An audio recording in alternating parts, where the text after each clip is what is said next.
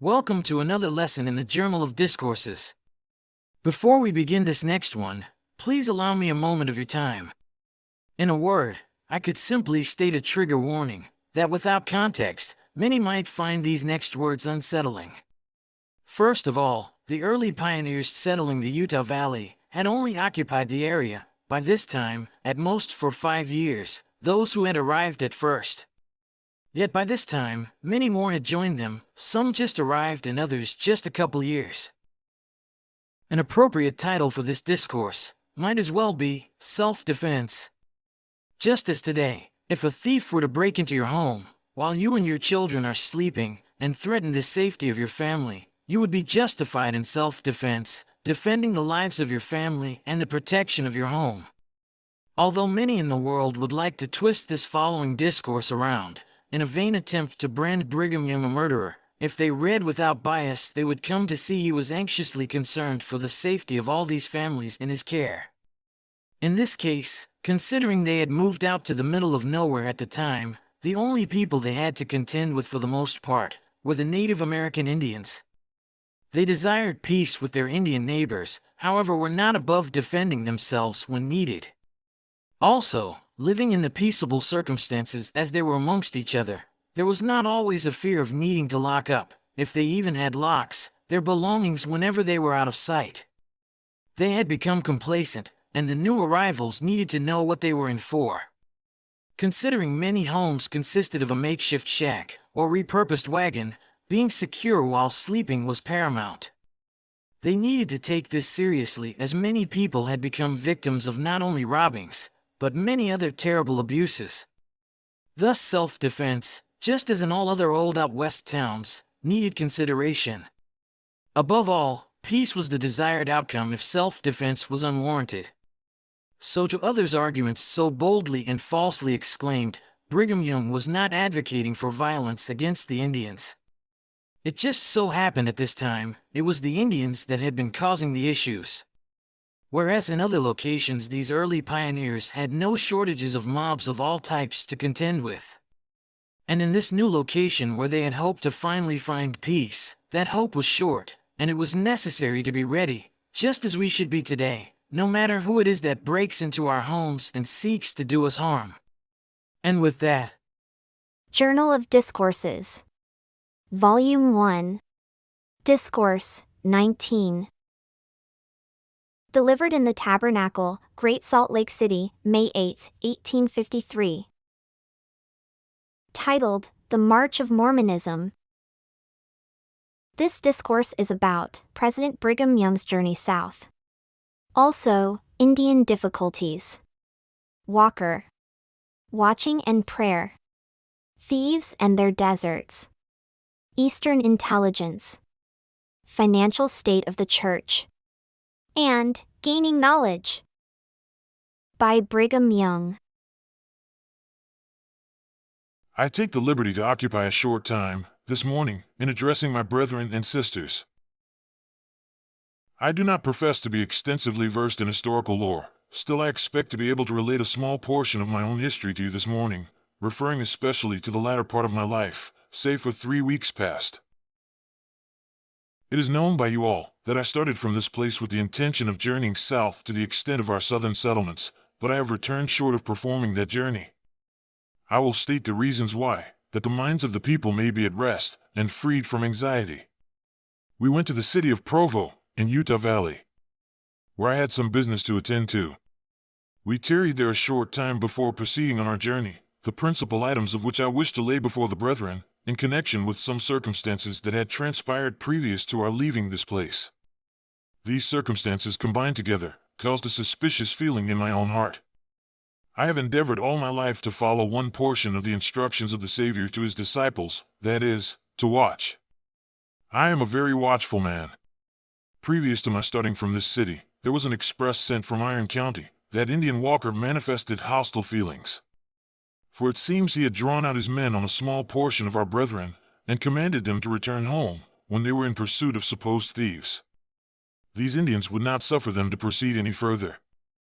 This circumstance, small as it might appear to some, caused suspicion in my mind that all was not right with the Indian chief, though I expected to visit him on my journey. After tarrying at the city of Provo a day and a night, I was accosted in a very abrupt manner by a stranger, a person that I knew nothing of, and had never seen before. I have learned since that he is an American from the state of New York, and has been living in New Mexico some years. This person came to my carriage, while I was standing upon the steps of it, arranging my luggage, preparatory to proceeding onward, and said in a rough, authoritative tone, "Is Governor Young in this carriage?" "No, sir," I said, "but he is on the steps of it." "What is wanting?" I turned round to see who addressed me, and saw the stranger, dressed in buckskin, pretty well smoked. He said, "I have a little privacy with you." Stepping aside, far enough not to be heard by any other person, I said, "Say on, sir." "But I want to see you in private," he replied. I said, "I have no privacy with strangers. If you have any communication to make to me, you can do it by letter." He walked, and left me. That was all that passed between us. As soon as he intimated that he wanted a private conference with me, I scanned the man, and saw that his pockets were filled with deadly weapons, and of his intentions I had my own thoughts. I went about my business, but in the meantime sent a man to reconnoiter him, to whom he made some haughty expression about Governor Young. Said he, "Governor Young need not feel so damned important. I associate with governors when I am at home, and have money enough to buy Governor Young and all his wives." He further said, "I have 400 Mexicans waiting my orders, and can have as many more if I wish. Besides, the Indians here are all at my command." I soon learned to my satisfaction that he had come into the territory to buy Indian children and sell them again for slaves. Therefore I issued the proclamation which you have no doubt read in the pages of the news, gave orders to the Lieutenant General, and he has done what he has. We proceeded on our journey, and found that this man had been trading with the Indians. He said, he asked no odds of the authorities of this territory, but calculated to buy all the Indian children he could. He was told it was against the law. He replied, "Catching is before hanging." When I arrived at San Pete, I learned that 150 Yampa Utes on the west fork of the Sevier River had come over to Walker's camp.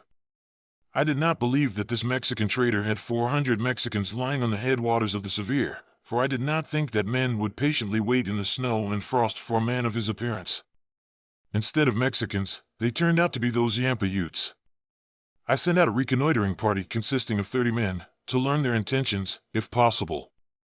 Also the whereabouts of D.B. Huntington, who had gone previously, but I have not heard from them, nor him, since they left us at Salt Creek, about a week ago last Tuesday morning. Amasa Lyman and Charles C. Rich proceeded on their journey, and omitted calling at San Pete. I went to San Pete to learn the situation and proceedings of the Indians. Arapine, it appeared from some cause, had been dissatisfied, and had left. Before he left, he gave them to understand that he desired peace, and wanted to live in peace. However, I was prepared for whites, reds, or blacks, by night and by day, and always intend to be. This is a short account of my journey. I wish to lay it before you as it was, in consequence of the different statements which have been made, that vary considerably from the truth, after passing through a few hands. After relating the simple facts as they existed, you may regard them as you please. But when you tell them over again to your neighbors, tell them as they were, or not at all. I have heard a great many different stories since I came home, and find the minds of the people very much agitated about the probable result of the hostilities of the Indians, and the presence of the Mexicans among them. I will tell you the reason why I returned home before accomplishing the remainder of my contemplated journey. It was because I wished to return. You may inquire why I wished to return. I will tell you. I am a great coward myself. I do not wish to rush into danger imprudently. If there should happen to be any trouble with Indians, and I away from this place, there would be more trouble here than with me. Of this I was fully aware, and it was proved to my satisfaction when I returned home. Imagined danger always produces the most trouble. The Indians are very much as they say the whites are, that is, uncertain, not to be trusted. The whites may be uncertain, but I know the Indians are. I dislike to trust them far. I never wish to be injured, nor have this people injured by Indian depredations, committed upon them. And if the saints will do as they are told, they will never suffer from that quarter in this territory. Take up the history of the first settling of America, and you cannot read of a colony ever being settled in the midst of natives, without having trouble, and suffering more from them than this people have in Utah. What is the reason? It is because those people did not know how to take care of themselves. We can scarcely read of one colony founded among the Aborigines in the first settling of this country, wherein the tomahawk of wild Indians did not drink the blood of whole families. Here there have been no such deeds committed. Because when we first entered Utah, we were prepared to meet all the Indians in these mountains, and remove every soul of them if we had been obliged so to do. This preparation secured to us peace. Every settlement that have been made in these valleys of the mountains have received strict charges from me, to build, in the first place, a fort, and live in it until they were sufficiently strong to live in a town. To keep their guns and ammunition well prepared for any emergency. And never cease to keep up a night watch, if any apprehensions of the Indians being hostile were entertained. We have suffered nothing from them, compared with what we have suffered from white men who are disposed to steal. And I would rather take my chance today for good treatment among Indians, than I would among white men of this character. I have no recollection of the Indians killing any of this community, except one man, which happened about 3 years ago this spring, who had started for California, on foot and alone, against counsel. The Redskins found him and slew him. I have never heard of their even disturbing a family. And I do not intend that they ever shall, if watching, and praying, and being ready for them will prevent it. I have always acknowledged myself a coward, and hope I always may be, to make me cautious enough to preserve myself and my brethren from falling ignobly by a band of Indians. I am satisfied that the men who follow Walker, who is the king of the Indians in these mountains, do it out of fear, and not because they have real regard for their leader. If he becomes hostile, and wishes to commit depredations upon the persons or property of this people, he shall be wiped out of existence, and every man that will follow him. This is my calculation, and I wish you to be ready for it. Yesterday morning, we received a communication from Father Morley, in which we were informed that Walker and Arapine came down to pay him a visit. The morning that we left San Pete, we sent back by the hands of Arapine's 2 messengers, some little presents in the shape of shirts and tobacco. Walker said to Father Morley, "Tell Brother Brigham, we have smoked the tobacco he sent us in the pipe of peace. I want to be at peace, and be a brother to him. That is all right.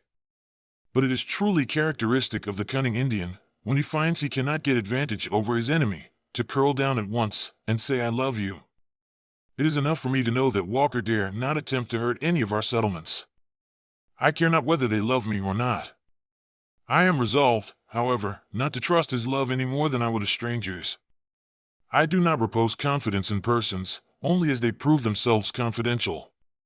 And I shall live a long while before I can believe that an Indian is my friend, when it would be to his advantage to be my enemy. I wish now to put you in mind of a few things. Do you pray for Israel? You will no doubt answer in the affirmative. These Indians are the seed of Israel, through the loins of Joseph who was sold into Egypt. They are the children of Abraham, and belong to the chosen seed. Were it not so, you would never have seen them with dark, red skins. This is in consequence of the curse that has been placed upon them, which never would have come upon them in the world, had their fathers not violated the order of God, which was formerly among them. For in proportion to the light they sinned against, so were they reduced by the curse of God, which has been visited upon their children for many generations. They are of the house of Israel, and the time has come for the Lord to favor Zion and redeem Israel. We are here in the mountains, with these Lamanites for our neighbors, and I hesitate not to say, if this people possessed the faith they ought to have, the Lord Almighty would never suffer any of the sons of Jacob to injure them in the least. No, never. But I am suspicious that this people do not possess the faith they should have, therefore I calculate to carry with me proper weapons of defense, that if a man should aim a blow at my person to take away my life, before he is aware, he himself is numbered with the dead. I have always been thus prepared for years. It is a matter of serious doubt in my mind, whether this people have faith enough to control the Indians in these mountains, by that alone, without works. Again, you may pray as fervently for them as for yourselves, which I have always done. It is my business to pray for them, and seek the redemption of Israel, but something more is wanted to hold them at bay.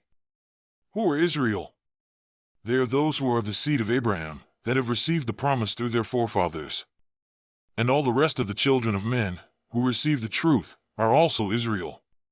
My heart is always drawn out for them, whenever I go to the throne of grace. I love Israel, I long for their salvation, and look forward with a desire full of hope and peace to the day when they will be gathered and saved.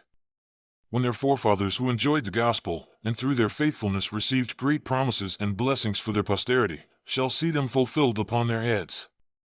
I wish you to have faith to lay hold on the promises, and claim them as your own. If you had faith like the ancients, you might escape the edge of the sword, stop the mouths of the lions, quench the violence of fire, open the prison doors, and burst asunder iron fetters. All this could be accomplished by faith. But, lest you should not have faith, we have caused to be done that which has been done, and having this people prepared for any emergency that should arise. My advice is be on the watch all the time. Do not lie down, and go to sleep, and say all is well, lest, in an hour when you think not, sudden destruction overtake you. We will carry this out a little further. Never permit yourself to sleep in your houses until your doors are made perfectly secure, that the Indians cannot come in and kill you in your sleep.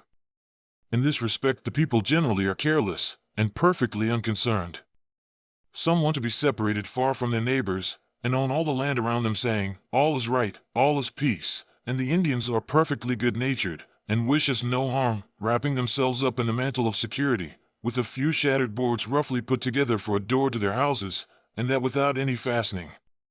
Were it not that the people of this city are kept stirred up continually, and teased from time to time by some person on this matter, it would not be 1 year before 50 men could conquer and slay the whole of the inhabitants.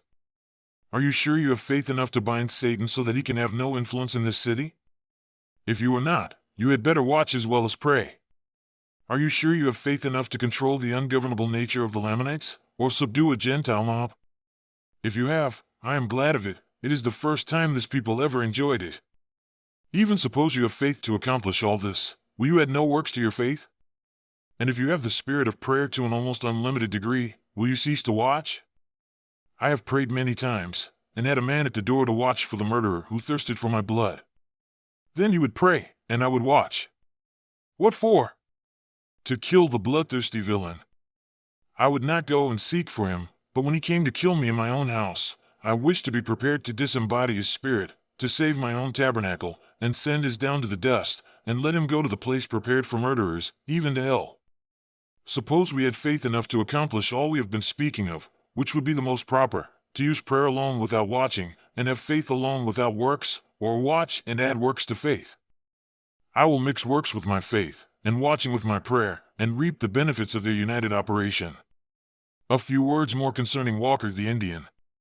He sent word to us that he was coming down to the city to trade. That is all right, it is very good. I expect he will be peaceable, and the rest of the Indians also. I have no doubt of it. Why? Because they dare not be any other way. If they dare be otherwise, I know not how quick they would be at war with us. But they will be kind and peaceable, because they are afraid to die, and that is enough for me. If they will in the least receive the spirit of the gospel, I shall be glad of it. There is no doubt in my mind, but Walker has felt it from time to time, and I am satisfied that our faith and prayers will do a great deal of good to these wretched remnants of Abraham's seed. We must continue our labors until we have faith to bind Satan. And if you and I do not live to do it, our posterity will step forward and accomplish it after we are gone.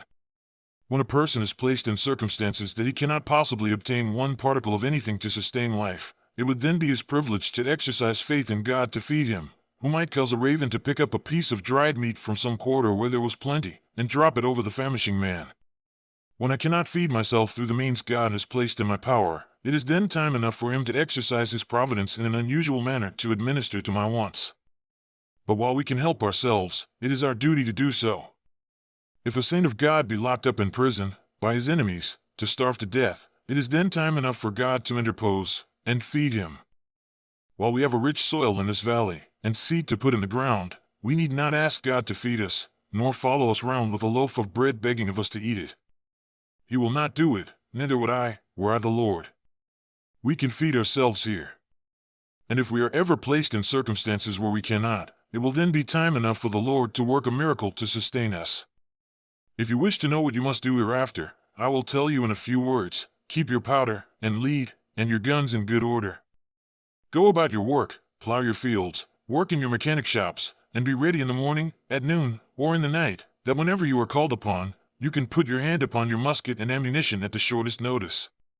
Be ye also ready, for in an hour you think not, behold the thief comes, and takes away your horse from your stable. How many complaints have been made to me by men who have had their horses stolen out of their stables, or out of their corrals, or of clothes being taken from the line? The reason why people lose their property is because they do not watch it. Have I ever complained of any such thing? No! Why? Because I watch my corral. Do I lose anything out of my barn? No.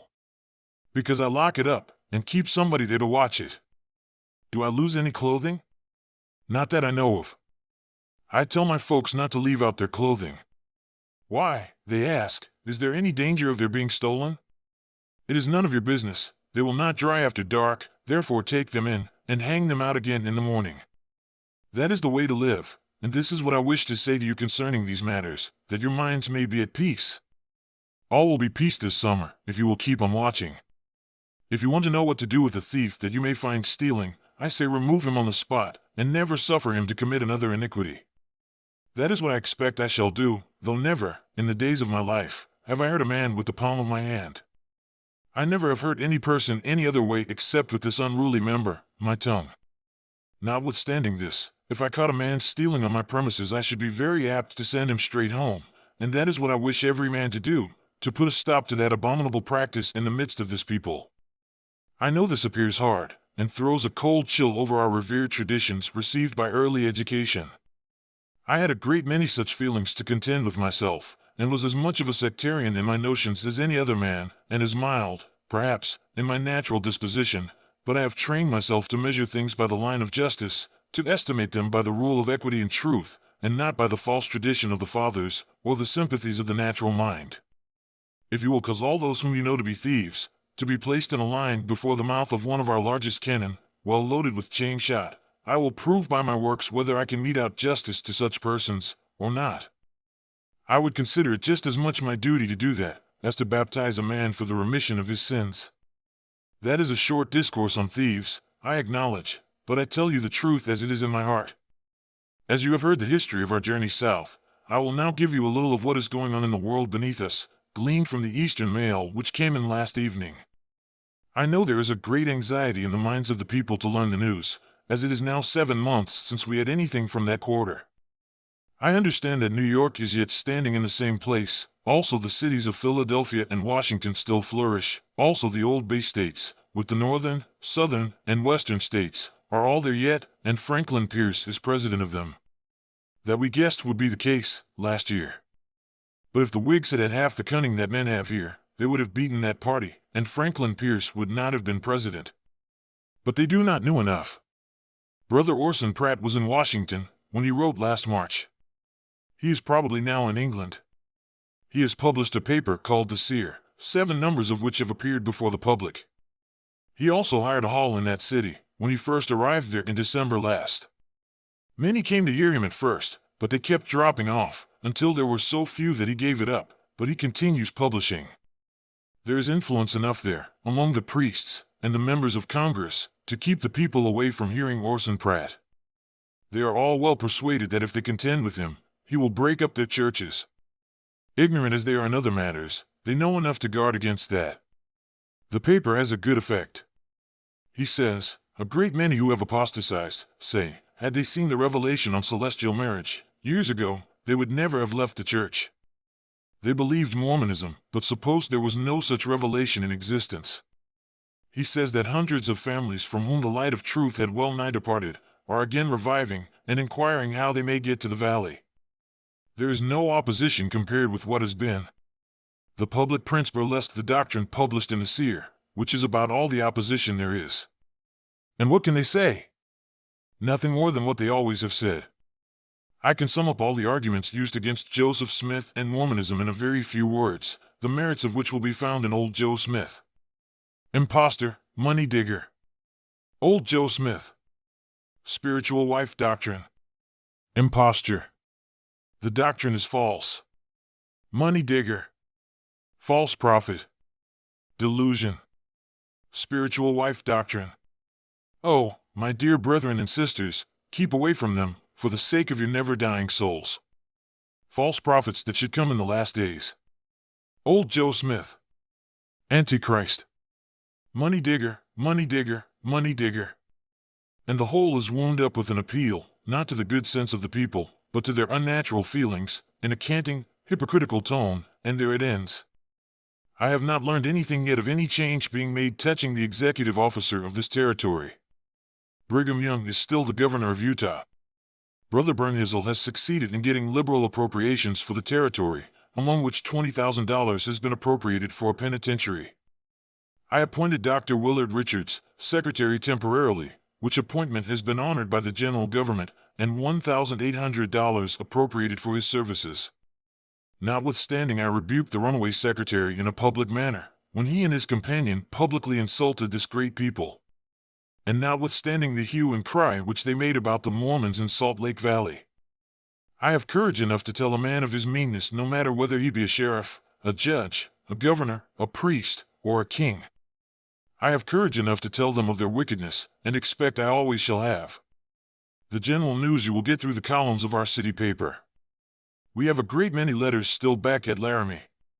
When our mail carriers left there were 17 mail bags, 6 of which they brought away. As a general thing, the people will get their letters. As the newspaper bags were chiefly left, and the letter bags brought on. I will say a word concerning the brethren who left here last fall. Daniel Karn had to leave Germany, and Brother Orson Spencer could not obtain permission to stay in Prussia. The governor said to the brethren who went to Jamaica that they might minister among the people.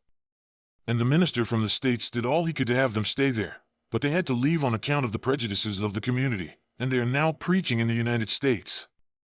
These are some of the leading items we have received per this mail. I now wish to say to the Latter-day Saints that which will be a great comfort to them. We laid before you our church indebtedness a year ago, last April conference. It now gives me great consolation to be able to say that every dime of that debt is paid, and money left, enough to answer our purpose at present. A general expression of satisfaction was sensed in the congregation. The Lord has delivered us from this difficulty. I never like to be in bondage to my enemies, but I would be as willing to owe the brethren money as not, for it is better doing good in my hand than to be looked up in a chest, doing no good. When the brethren go to the world to administer salvation to them, we wish them to go perfectly clean, and represent an honorable and independent people. It is a great consolation to me that we do not owe the Gentiles 1 red cent, or not more than 1/10 part of the money we have got on hand, at the furthest. We can now put forth our hand and help the poor saints, that are scattered abroad, to this place. We can now obtain articles to build the temple we have commenced. Joseph Smith laid the foundation of the great fabric, and we have commenced to build upon it. If we do right, there will be an eternal increase among this people in talent, strength of intellect, and earthly wealth, from this time, henceforth, and forever. I might tell you many great and good things, but I will tell you at once, if you will do your duty, and live as you ought to live before God and your brethren, you will have good with you all the time. It is our duty to apply our hearts to wisdom, and learn enough of the things of God to enable us to see the world as it is, which is one of the greatest privileges that can be granted to man. It is not only a privilege, but a duty for the saints to seek unto the Lord their God for wisdom and understanding, to be in possession of the Spirit that fills the heavens, until their eyes are anointed and open to see the world as it really is, to know what it is made for, and why all things are as they are. It is one of the most happifying subjects that can be named, for a person, or people, to have the privilege of gaining wisdom enough while in their mortal tabernacle, to be able to look through the whys and wherefores of the existence of man, like looking through a piece of glass that is perfectly transparent, and understand the design of the great Maker of this beautiful creation. Let the people do this, and their hearts will be weaned from the world. If this people will pursue the course they are bound by their obligations and covenants to take, they will obtain spirit enough to see and understand all things in heaven and on earth that are sufficient for their salvation. The cobwebs of early traditions and antiquated superstitions will be brushed away, and they will plainly see that the world is just the world, and nothing but the world, and we are no thing but people on the world, designed to fill the measure of our creation, to bring to pass certain results that pertain to our exaltation. Let us seek the Lord with all our hearts, then shall we be weaned from the world. No man will love this, that, or the other thing, except to do good with it, to promote the eternal interests of mankind, and prepare them to be exalted in immortality. No man can be exalted unless he be independent. I will use a comparison to illustrate this idea. If you put an animal or being not endowed with intelligence on a throne, he would be nothing but an animal still.